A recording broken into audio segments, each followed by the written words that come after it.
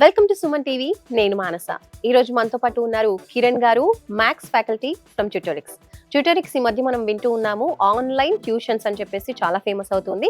7th class నుంచి 10th and 12th వరకు కూడా వీళ్ళు సబ్జెక్ట్స్ అనేవి నేర్పిస్తామంటున్నారు, అది కూడా ఆన్లైన్లో. సో ఈ ఆన్లైన్ ట్యూషన్స్ ఎలా ఉంటాయి, ఏ సబ్జెక్ట్స్ని వీళ్ళు డీల్ చేస్తారు, టోటల్ వివరాలు మనం తెలుసుకుందాం. కిరణ్ గారితో మాట్లాడదాం. కిరణ్ గారు నమస్తే అండి. నమస్తే అండి. First of all tell us about Tutorix. ఎవరికి బేసిక్ తెలియని వాళ్ళకి ట్యూటోరిక్స్ అంటే ఏంటి, ట్యూటోరిక్స్ లో ఇప్పుడు ఎలా స్టడీస్ ఎలా నేర్పిస్తారు ఆన్లైన్ లో? ట్యూటోరిక్స్ అనేది ఒక చిన్న ఫన్ లెర్నింగ్ యాప్ అన్నమాట. సో బేసిక్గా ఏంటంటే లెర్నింగ్ వేరు, ఫన్ లెర్నింగ్ వేరు అన్నమాట. సో లెర్నింగ్ అనేది చాలా ఫన్నీగా నేర్చుకుంటూ మనకున్న టైంలోని, మనకున్న పేస్, మనకున్న స్పీడ్లోని, మనకున్న కంఫర్ట్ జోన్లోని మనం లెర్న్ చేయడమే ట్యూటోరిక్స్ అన్నమాట. సో ఒక చిన్న యాప్ ఉంటుంది ప్లే స్టోర్లో, TUTORIX ట్యూటోరిక్స్ అనే యాప్లోకి వెళ్ళి ఒక్కసారి రిజిస్టర్ అయ్యి మీ పిల్లలకి 7th, 8th, 9th and 10th classes, in fact 6th class కూడా ఉన్నాయి. మన 6th క్లాస్ కూడా మీరు వీడియోస్కి వెళ్ళి ఒక చిన్న కాన్సెప్ట్ మీరు చూపించిన తర్వాత లెస్ దాన్ 10 minutesలో ఆ కాన్సెప్ట్ని మా పిల్లవాడికి అర్థం చేయడమే ట్యూటోరిక్స్ అన్నమాట. మామూలుగా పిల్లలందరూ కూడా ఈ స్క్రీన్ టైంకి ఎక్కువ అలవాటు అయిపోతూ ఉన్నారు, ఫోన్స్, టీవీస్ అని చెప్పేసి. అలాంటిది అంటే స్టడీస్ వైపు వాళ్ళని మళ్ళించాలి అని పేరెంట్స్ కూడా చాలా, అండ్ ఈ స్క్రీన్ టైం తగ్గించాలని కూడా చాలా ట్రై చేస్తూ ఉంటారు. వేరేజ్ మళ్ళీ ఆన్ స్క్రీన్లోనే ఇప్పుడు ఆన్లైన్లో క్లాసెస్ అన్నప్పుడు ఎలా ఉంటుంది అసలు? స్క్రీన్ టైం తగ్గిద్దాము, ఫోన్ లాగేసుకుందాం అనుకున్నాం, బట్ స్టిల్ హ్యాపీగా ఉంటాడా? ఉండడు. No. రైట్. సో మెంటల్గా వాడు ఫిక్స్ అయ్యాడు, నాకు ఫోన్ కావాలంటే ఫోన్ కావాల్సింది. ఇందులో ఎంతమంది పేరెంట్స్ని, ఈ వీడియో చూస్తున్న ప్రతి పేరెంట్ ఒక్కసారి ఇంట్లో ఫోన్ లాక్కొని చూడండి, మీకు చుక్కలు చూపిస్తారు. సో నేనేమంటున్నానంటే, when you can't beat them, join them. వాళ్ళని గెలవలేనప్పుడు మీరు వాళ్ళతో కలిసిపోవడం బెటర్. Okay, right. సో ఎలాగో వాళ్ళు స్క్రీన్ టైం చూస్తున్నప్పుడు అందులో కొంచెం ఇన్ఫర్మేటివ్ అండ్ వాళ్ళ అకాడమిక్స్ సంబంధించిన మీరు యొక్క కాన్సెప్ట్స్ని పెట్టారనుకోండి, ఎంటర్టైన్మెంట్ కోరుకుంటున్నారు, అదే ఎంటర్టైన్మెంట్ని ప్లస్ ఎడ్యుకేషన్ యాడ్ అయింది అనుకోండి, వాళ్ళ టైం ప్రొడక్టివ్గా యూజ్ అవుతుంది, వాళ్ళ అకాడమిక్స్కి హెల్ప్ అవుతుంది. అకాడమిక్స్లో ఎక్సెల్ అయినప్పుడు మీరే కదా హ్యాపీగా ఫీల్ అవుతారు. సో నా పాయింట్ ఏంటంటే, అందరూ హ్యాపీగా ఉండాలంటే ట్యూటోరిక్స్ వాడాల్సింది. ఇప్పుడు ఆన్లైన్లో చాలా వరకు క్లాసెస్ అనేవి చెప్తూ ఉన్నారండి, డిఫరెంట్ టైప్స్ ఆఫ్ మనకి మార్కెట్లో చూస్తూ ఉన్నాం. అలాంటివన్నీ ప్రాక్టీస్ చేసి ఉండి కూడా అంటే ఒక బెస్ట్ రిజల్ట్ రాలేదు, ఇంకా ఆన్లైన్లో చాలా ట్రై చేసాం, ఇంకా మళ్ళీ ఇదొకటి అంటే ఎలా అనుకున్న పేరెంట్స్కి మీరు ఏం చెప్తారు? యూజువల్గా ఏంటంటేనండి, ఎన్ని ఆన్లైన్ క్లాసెస్ మీరు ట్రై చేసినా కానీ సో గ్రూప్ ఆఫ్ పీపుల్ ఉంటారు, అవతల ఎంతమంది ఉన్నారో మీకు తెలియదు. ఇక్కడ ట్యూటర్ మాత్రం ఒకలే ఉంటారు. Right, first point. Second point ఏంటంటే, మీకు డౌట్స్ వచ్చినా కానీ వాళ్ళు క్లియర్ చేయడానికి అకౌంటబిలిటీ తీసుకోరు. డౌట్ అడుగుతారు, ఎక్కడి నుంచి వస్తుంది డౌట్, ఒకవేళ డౌట్ వస్తే వాళ్ళు ఇన్స్టెంట్గా క్లియర్ చేస్తారు, తర్వాత ఎప్పుడో క్లియర్ చేస్తారు. రైట్, ఈ క్వశ్చన్స్ ఉంటాయి. అండ్ ఇంకొకటి, వాడు పర్సనల్ అకాడమిక్స్ని మానిటర్ చేయడానికి ఎవరైనా ఉన్నారు, ఇవేమీ బయట ఉండవు. కానీ మీ ఈ 3 క్వశ్చన్స్కి ఆన్సర్ చెప్తుంది ట్యూటోరిక్స్. అంటే ఏంటంటే, పిల్లాడికి ఏమైనా స్టూడెంట్ డౌట్ వచ్చింది అనుకో, హ్యాండ్ రేస్ చేసి అదే ఆన్లైన్ క్లాస్లో ట్యూటర్కి వెంటనే ఒక నోటిఫికేషన్ వస్తుంది, someone raised hand, someone has a doubt. So ఆ ట్యూటర్ ఆగి ఆ పిల్లాడు డౌట్ క్లియర్ చేసి, ఒకవేళ అక్కడ కూడా పిల్లాడు ట్యూషన్లో ఫీల్ అవుతున్నాడు అనుకోండి, డౌట్ అడగడానికి షై ఫీల్ అవుతున్నాడు అనుకోండి, there is someone who else is monitoring. ఎవరు అని అంటే, ఒక 1 week తర్వాత మీ వర్క్ ప్రోగ్రెస్ కానీ లేదంటే మీ ప్రోగ్రెస్ రిపోర్ట్ కానీ చూడడానికి మానిటర్ చేసి ఒక పర్సన్ ఉంటారు. ఆ పర్సన్తో కంటిన్యూస్గా మీరు మాట్లాడి అక్కడ కూడా మీరు డౌట్స్ క్లియర్ చేసుకోండి. లేదు ఇది కూడా వద్దు అని అంటే కనుక, మీకు వీక్లీ క్లాసెస్ జరుగుతూ ఉంటాయి. వీక్లీ క్లాసెస్ అంటే లైక్ సండే కానీ సాటర్డే కానీ క్లాసెస్ రిపీట్ చేయడం కానీ, లేదు అని అంటే అయిన క్లాస్ని రికార్డ్ అయ్యి మళ్ళీ మీరు 100 సార్లు చూడొచ్చు, 200 సార్లు చూడొచ్చు. సో డౌట్స్ క్లియర్ అయ్యేంత వరకు మేము మానిటర్ చేస్తూనే ఉంటాం, మిమ్మల్ని చూస్తూనే ఉంటాం. కొంతమంది పిల్లలకి చూసినట్లయితే కొందరికి మ్యాథ్స్ అనేది చాలా టఫ్ సబ్జెక్ట్గా ఉంటుంది, ఇంకొంతమందికి సైన్స్ అనేది చాలా టఫ్గా ఉంటుంది. ఫర్ ఎగ్జాంపుల్ ఇప్పుడు మ్యాథ్స్ స్టూడెంట్స్ అనుకుందాం, సో వాళ్ళకి ఏ విధంగా ఎక్స్ప్లెయిన్ చేస్తారు, ఎక్స్ప్లెనేషన్ ఎలా ఉంటుంది టు మేక్ మ్యాథ్స్ ఈజీ? ఎలా టీచ్ చేయాలో అలా టీచ్ చేయకుండా, ఎలా టీచ్ చేయకూడదో అలా టీచ్ చేస్తున్నారు ఇక్కడ బేసిక్.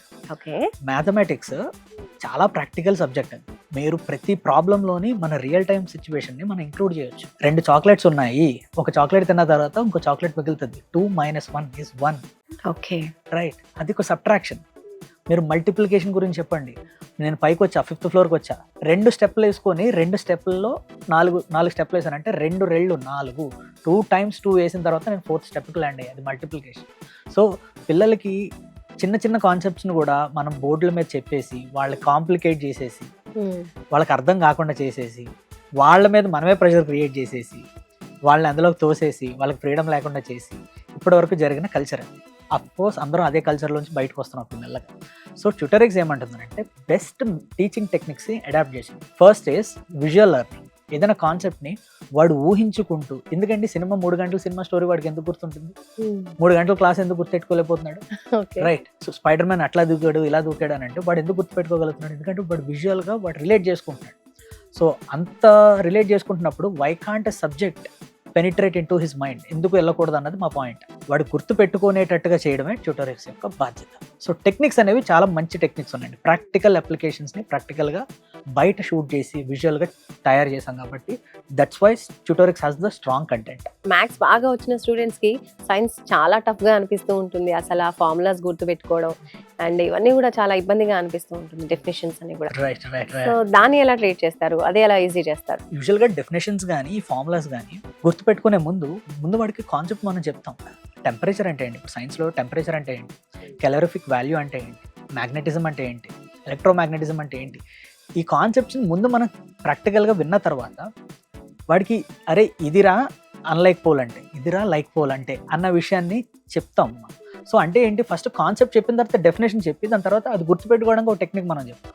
సో ఆ పైప్ లైన్ ఏదైతే ఉందో వాడికి ఈజీ అయిపోతుంది. అప్పటి వరకు 10th లో మ్యాథ్స్లో పర్ఫెక్ట్గా ఉన్న వాళ్ళు కూడా మళ్ళీ ఇంటర్కి వచ్చేసరికి మ్యాథ్స్లోనే డౌన్ అయిపోవడం, సైన్స్లో పర్ఫెక్ట్ ఉన్న వాళ్ళు సైన్స్లోనే మళ్ళీ డౌన్ అయిపోవడం చూస్తూ ఉంటాం. సో మీరు 10th అండ్ అలాగే 12th వరకు కూడా చెప్తానంటున్నారు కాబట్టి, so 12th and 11th and 12thకి ఎలా ట్రీట్ చేస్తారు, క్లాసెస్ ఏ విధంగా ఉంటాయి? ఇది ఎస్పెషల్లీ తెలుగు స్టేట్స్లోని, అంటే తెలుగు స్టేట్స్ అంటే ఇంకా మన సౌత్ ఇండియాలోని ఈ ప్రాబ్లం ఎక్కువ ఉంటుంది. మీరు చూస్తే కుర్రోడికి లేదంటే పాపకి కానీ బాబు కానీ 590 మార్కులు వస్తాయి. అవును, మ్యాథ్స్ అండ్ సైన్స్ ఇన్ఫాక్ట్ వాళ్ళు ఎక్సెల్ అయి ఉంటారు, కాదు అనట్లేదు. కానీ వాళ్ళు ఇంటర్కి వచ్చేటప్పుడు ఎందుకు వీక్ అవుతారంటే that's because of the foundation. వాళ్ళ ఫౌండేషన్ ఏంటంటే ఫండమెంటల్స్ని గుర్తుపెట్టుకోరు. ఆ అకాడమిక్ ఇయర్ నీట్గా గుర్తుపెట్టేసుకుంటారు, మగప్ చేస్తున్నారు, అంతా అయిపోతుంది. నాకేం కావాలి ఈ ఇయర్కి, నేనేం కావాలి, నేను చదివాను, ఒమిట్ చేసేసాను, అయిపోయింది, ఎగ్జామ్ అయిపోయింది. మీరు చూస్తే వాళ్ళు 9th క్లాస్ కూడా వాళ్ళు చాలా బాగా చదువుతారు, 8th 7th 6th అన్నీ బాగా చదువుతారు. ఎందుకనంటే ఆ అకాడమిక్ ఇయర్ సంబంధించింది వాళ్ళ షెడ్యూల్ అని నీట్గా స్కూల్ డిజైన్ చేసేసింది. మీరు ఈ పీరియడ్లో ఇది బట్టి కొట్టండి, ఈ పీరియడ్లో ఇది బట్టి కొట్టేసండి, ఈ ఎగ్జామ్ టైంకి ఇది రాసేసండి, అయిపోతుంది. వాడు ఫండమెంటల్స్ ఎక్కడ స్టార్ట్ అయినాయండి, 6th 7th నుంచి స్టార్ట్ అవుతున్నాయి ఫండమెంటల్. విచ్ ఈస్ వై ట్యూటోరిక్స్ ఏమంటుందంటే మీ అబ్బాయి 6th or 7th క్లాస్లో ఉంటే ఫౌండేషన్ ఎప్పటి నుంచే స్టార్ట్ చేయండి. ఇట్స్ నాట్ లైక్ నేనేమంటున్నానంటే ఐఐటీనే మీరు 7th క్లాస్లో చదవండి అని అనట్లేదు, 11th and 12th ఇక్కడ చదివేయండి అని అనట్లేదు. కానీ అవి చదవాలంటే ఫౌండేషన్ ఇక్కడ బాగుండాలని నేను చెప్తున్నాను. సో ఫౌండేషన్ సరిగ్గా వేసుకోండి. అందుకే మేజర్ ఎస్పెషల్లీ తెలుగు స్పీకింగ్ స్టేట్స్లో, ఆంధ్ర అండ్ తెలంగాణలో ఈ ప్రాబ్లం మేజర్గా ఉంటుంది. వాళ్ళు 10th క్లాస్లో సూపర్ చదువుతారు, 11th వెళ్ళేటప్పటికి చాలా యావరేజ్ 75-80% వస్తుంది. ఎందుకనంటే బికాస్ ఆఫ్ ద ఫౌండేషన్, వాళ్ళు గుర్తుపెట్టుకోరు. ఐఐటీకి వెళ్ళాలి అనుకున్న వాళ్ళకి ఇప్పుడు నుంచి బేసిక్స్ అంటే మీరు చెప్పేటువంటి ఈ ట్యూటోరిక్స్ క్లాసెస్ వల్ల యూజ్ అవుతుంది అంటున్నారు. సో ఏ విధంగా యూజ్ అవుతుంది అంటారు? మన 7th క్లాస్ ఓన్లీ సిలబస్ని మనం ఫినిష్ చేయం. ఒక 20% 8th అండ్ కనెక్టివిటీ టాపిక్స్, ఇప్పుడు ఫ్రాక్షన్ అనే టాపిక్ ఉంది, అది 8th లో కూడా కనెక్ట్ అవుతుంది. So why can't they learn, కొంచెం ఆల్రెడీ కాన్సెప్ట్ నేర్చుకున్నప్పుడు ఆ కాన్సెప్ట్కి కొంచెం కనెక్టివిటీ నేర్చేసుకుంటే వాడు వెంటనే రిలేట్ చేసుకోగలరు. అది వాడు ఇప్పుడు గుర్తు కాకపోయినా next time when he deals next ఇయర్లో ఆ డీల్ చేసేటప్పుడు అరే నేను ఆల్రెడీ అక్కడ కొంచెం నేర్చుకున్నట్టున్నాను అని వాడు రిలేట్ చేసుకోగలరు. సో ఎప్పుడైతే కొంచెం కాన్సెప్ట్ని at least connectivity topics, new topics గురించి నేను మాట్లాడాను, కనెక్టివిటీ టాపిక్స్ గురించి వాళ్ళు కనెక్ట్ చేసుకుంటున్నప్పుడు వాళ్ళ సిలబస్ని అట్లీస్ట్ 20-30% వాళ్ళు ఫినిష్ చేయగలుగుతారు. అప్పుడు వాళ్ళు ఎప్పుడైతే ఎగ్జామ్స్, మీరు అన్న కాంపిటీషన్ ఎగ్జామ్స్ కానీ, కాంపిటేటివ్ ఎగ్జామ్స్ కానీ, లేదంటే జేఈ ఎగ్జామ్స్ కానీ, నీట్ ఎగ్జామ్స్ కానీ, వాళ్ళు ఆల్రెడీ కొంచెం ప్రిపరేషన్ టైం అయిపోయినప్పుడు ఇంకొంచెం వాళ్ళు ఆ అకాడమిక్ ఇయర్లో ప్రిపేర్ అయిపోతే సరిపోతుంది, ఇంకా అంతకుమించి ఏం అవసరం. ట్యూషన్ని రీప్లేస్ చేస్తుందా ఈ ట్యూటోరిక్స్? అబ్సల్యూట్లీ, మా మెయిన్ పర్పస్ అది. ట్యూషన్స్ బయటకు వెళ్ళి బ్యాగులు మోసి, లేదంటే పేరెంట్స్ డ్రాప్ చేసి మళ్ళీ ట్యూషన్ అయ్యేంత వరకు పేరెంట్ వెయిట్ చేసి అది చదివాడా లేదో అని మనకు తెలియకుండా మనం 1 గంట 2 గంటలు మన టైం వేస్ట్ చేయాల్సిన అవసరం ఇప్పుడు అసలే లేదు. మీరు ఏ స్కూల్ అయినా, నా దృష్టిలో ఏ స్కూల్ అయినా ది బెస్ట్ స్కూల్ అనండి. Schools are best. First of all స్కూల్కి వెళ్తున్నారు, బట్ స్కూల్కి వెళ్ళి ఇంత బెస్ట్ స్కూల్కి వెళ్ళిన తర్వాత కూడా పిల్లవాడు చదవట్లేదు అని అంటే సంథింగ్ ల్యాగ్, ఏదో జరుగుతుంది. అది అవుతుంది కాబట్టి మీరు కంపల్సరీగా ట్యూటోరిక్స్తో రీప్లేస్ చేయండి మీ ట్యూషన్స్. సో ట్యూటోరిక్స్లో మ్యాథ్స్ అండ్ సైన్సే కాకుండా ఇంకా ఏం సబ్జెక్ట్స్ నేర్పిస్తారు? కంప్యూటర్ ఫండమెంటల్స్ అండి. బేసిక్గా వాళ్ళు ఇంకా గ్రో అయ్యే కొద్దీ దాంతోనే వాళ్ళు ఆడాలి కాబట్టి, వాళ్ళు జాబ్లో సర్వైవ్ అవ్వాలన్న వాళ్ళు ఎనీ ఫీల్డ్ యూ పిక్, దేంతోనైనా కానీ కంప్యూటర్తో లింక్ ఉంది కాబట్టి, సో కంప్యూటర్ ఫండమెంటల్స్ మనం డీల్ చేస్తాము. అండ్ జనరేటివ్ ఏఐ ఇప్పుడు ట్రెండ్కి తగ్గట్టుగా మనం ఏం చేస్తామంటే వాళ్ళకి జనరేటివ్ ఏఐలో కొన్ని ప్రాంప్ట్స్ ఎట్లా ఇవ్వాలి, జనరేటివ్ ఏఐ ఎలా వర్క్ అవుతుంది, ఎట్లా థింక్ చేస్తుంది, అదే డీప్ సర్చ్ ఎట్లా చేస్తుంది, లేదంటే ప్రాంప్టింగ్లో కూడా డిఫరెంట్ టైప్స్ ఆఫ్ టెక్నిక్స్ ఉంటాయి. మంచి ప్రాంప్ట్ ఎలా ఇవ్వాలి, సో దట్ నీకు కావాల్సిన అవుట్పుట్ ఎట్లా వస్తుంది.